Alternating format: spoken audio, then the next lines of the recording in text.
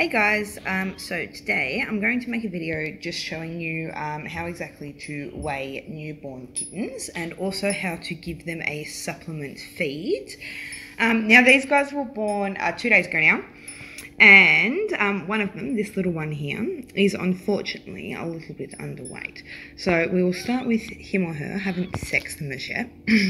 The other two I already know are fine. I have actually weighed them before this video, but I thought I'd do like a tutorial.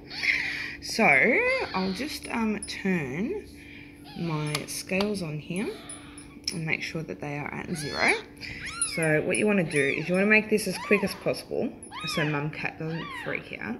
So that's probably 65 grams. And then you can pop him or her aside for a second while we do the other ones. And then this one, 112, which is great. That's a good weight. And this chonker, 121, perfect. So in an ideal world, we would like all kittens to be around the 120 weight, but little ones like this pop up quite often. You know, it happens, and the best you can do is just supplement feed, you know, and keep them with mum, keep them warm, and just kind of follow whatever protocol that you have in place. What I'll do, I'll just get this ready, and then I'll cut back and show you how to formula feed. Please always get veterinary advice before going ahead and starting to supplement feed any kittens. As I explained in my last first aid kind of video, you can do more damage than not if you don't know what you're doing.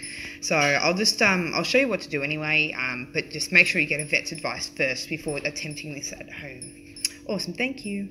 Okay, so here I have my miracle nipple with some impact colostrum already made up into it. I use the colostrum for the first week or two instead of an actual formula like Woomaroo.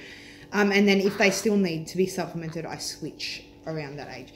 Now, what you want to do, have a decently soft surface for your kitten to be on. Now, you always want them sitting up, so you can't really hold them like that to feed them or anything like that. You want them up, like on their little legs. And then you can just kind of grab their little face here, show them the teat, and they basically do the rest.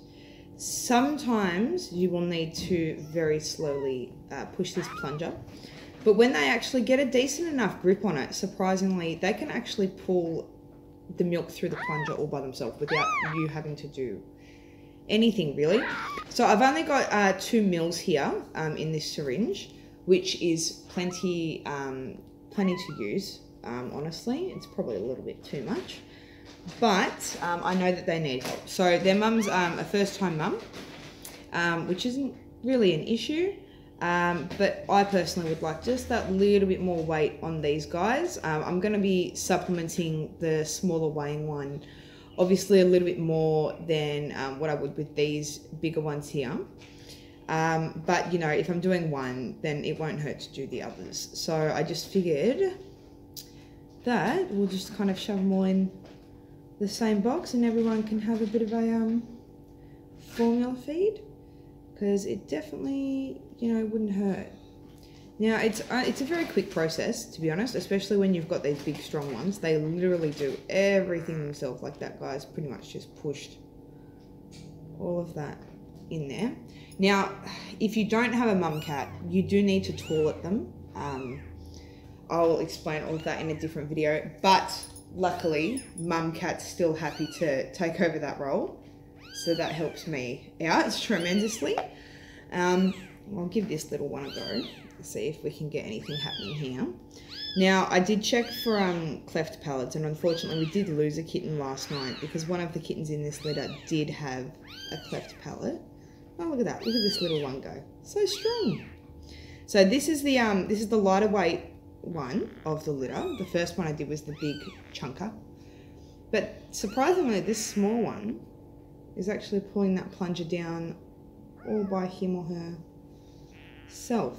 So absolutely smashing it. This one was born at a smaller weight than the other ones. It's not dropped weight since being born, but definitely does need that helping hand. You know, some do, some don't.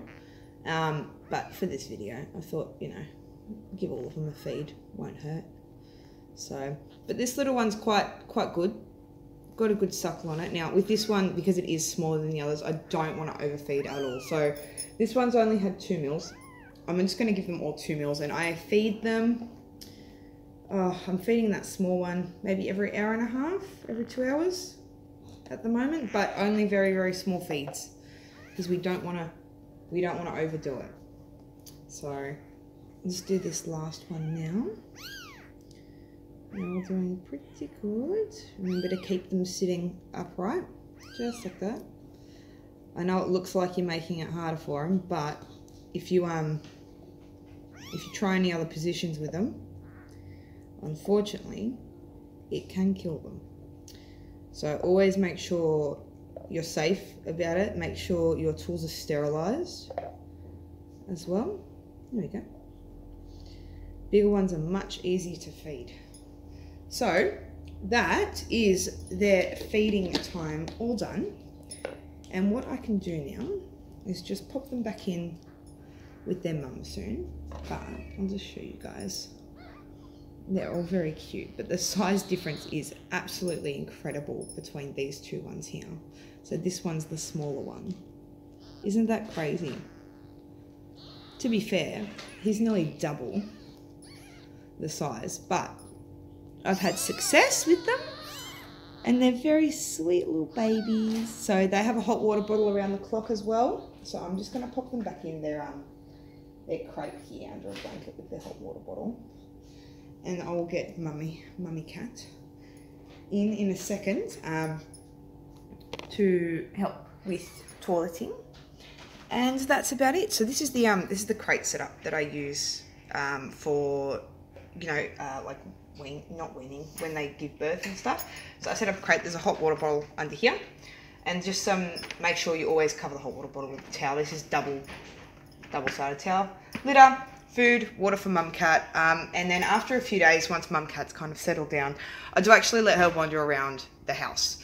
So she's not trapped in here for weeks on end. She does pretty much have free reign of the house. As soon as I know that she's happy with her kittens and she's not going to just go ahead and reject them, then yeah, she's allowed to just kind of have a wander. At the moment, she's trying to eat the rest of that kitten formula that I've got made up. So thank you for watching, guys, and I hope this was helpful and informative. Bye.